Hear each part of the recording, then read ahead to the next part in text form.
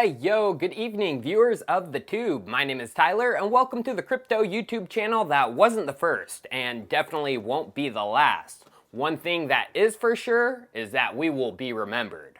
Well, get ready to go down in history because it's time for Chico Crypto.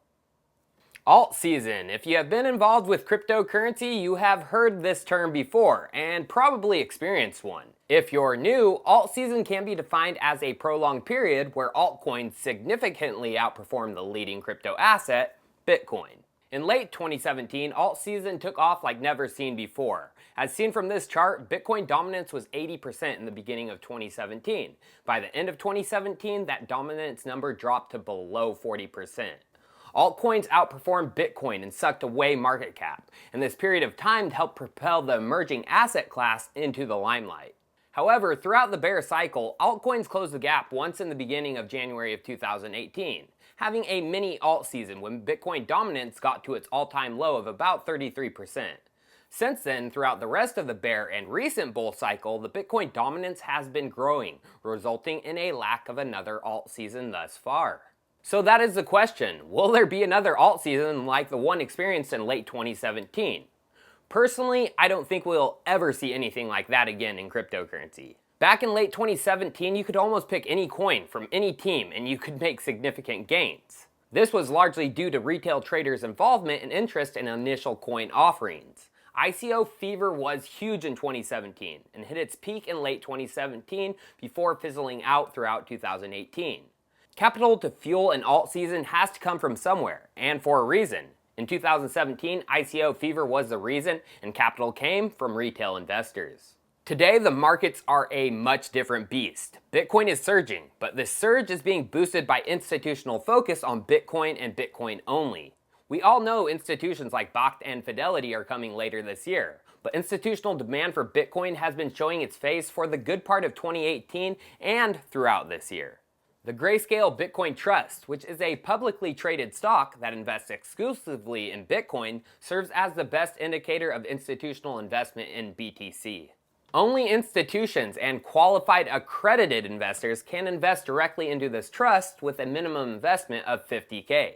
Throughout 2018, 66% of investments into the trust came from institutions, 14% came from accredited individuals, 15% came from retirement accounts, and 5% came from family offices.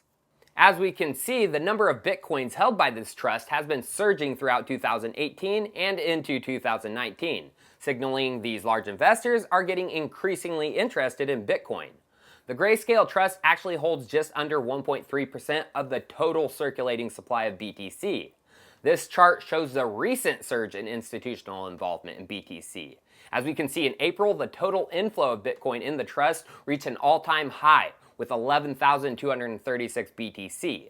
This was more than the previous 4 months combined. Thus, in my opinion, institutional involvement of cryptocurrency will be heavily focused on Bitcoin, as the regulatory climate of altcoins is still not very clear. Eventually, institutions and their trust will get involved in altcoins, but this is going to take some more time as the regulatory climate is worked out across the globe. If institutional capital isn't going to be the fuel that sparks the next alt season, then it has to come from the retail traders like you and me once again. Whenever Bitcoin starts to go sideways, we get people saying, alt season is coming soon.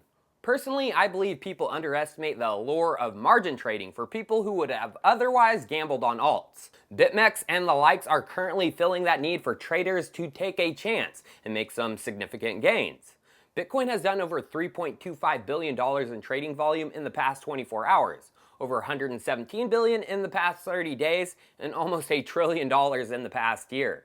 It is completely obvious that margin trading is popular and serving the gambling needs of many traders. Margin trading is only going to grow into the future too. The exchange who should not be named is soon launching their margin option fully to the public, as the option is live in early access for selected users. Then Coinbase CEO Brian Armstrong confirms they are looking into margin trading on Coinbase Pro because it is a commonly requested feature and they are currently figuring out the regulatory requirements as seen from this AMA conducted last month. All right, from Vinny Crypto on Twitter, margin trading on Coinbase Pro. I think this is a big feature that customers are asking for. They want the ability to kind of go long or go short and get additional exposure, not just based on the amount of funds they have in their account. I don't want to say any more than that, but we are hearing this as a commonly requested feature. By the way, there's just to share a little bit about why we haven't launched that sooner. There's a lot to figure out here in that vein of most trusted. There's a lot of people launching margin products out there in the community, and they've done really well with them. So there's clearly market demand for that. In the U.S. especially, and in other markets that have more established regulatory regimes, the laws around margin and consumer protection are something that's really worth looking at. So for example, institutions can kind of go do margin pretty easily. Consumers, the laws around that are pretty extensive. And so this is one of those products where you have to innovate, not just on the technology, but also on the regulatory side. And that's kind of one of the things I think Coinbase is good at is we see stuff out there that is awesome in customer demand, and we actually make it kind of mainstream, trusted, easy to use. And part of the trust is figuring out the regulatory environment to do that. Then there is the concept of IEOs, or initial exchange offerings, which are taking a major share of retail money that would have pumped other alts already on the market. The IEO is a disgusting concept, yet will be profitable because of human psychology of the herd mentality.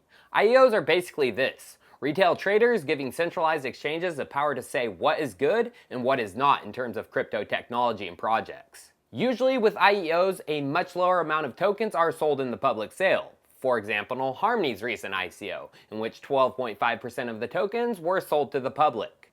At least with ICOs, usually around 50% of the tokens are sold to the public. Then the exchange who conducts the IEO is usually gifted a large amount of tokens, incentivizing them to pump and dump the coin, which has been characteristic of almost every IEO conducted. Although with pump and dumps, there is opportunity to make money on the pumps, and I don't hate on anyone turning a profit legally. I just see how batshit backwards this concept is and won't contribute to its success in the space. So these IEOs are basically exchanges conducting their own selective alt seasons. But just like IEO fever will eventually die out when people realize that a large majority of these projects are just the same thing as the 2017 ICOs, with shittier tokenomics. Given these facts of institutional involvement, margin trading, and IEOs, I can say with some bit of confidence that we will most likely won't experience another alt season like in 2017. I'm not saying there won't be another one, it will just be much different. The next alt season will be dominated by the blue chip alts, established projects with use cases that are on the radar of institutions. A good place to see the blue chips institutions are looking at is again with Grayscale Investments, as they have began investing in other cryptos besides Bitcoin in their funds. One of those funds is the Digital Large Cap Fund, which exposes their clients to a mix of blue chip altcoins and Bitcoin. Besides BTC, there is Ethereum, XRP, Bitcoin Cash, and Litecoin. Established alts like these will get the next round of institutional money, and they are the coins that are next up in line to have margin trading options. Thus, the next alt season will begin with the blue chip altcoins. This has already begun for a few of them, and a good example of this is Litecoin. Litecoin since the beginning of the year has doubled its market cap dominance from 1.5% to 3%. For most altcoins out there, their market cap dominance has fallen, and I foresee this continuing for most alts into the next 6 months. Slowly but surely, alt season will begin for the blue chips, and depending on the future of IEOs and margin trading, we may never see another alt season for the sea of shit coins. Cheers, viewers. I'll see you next time.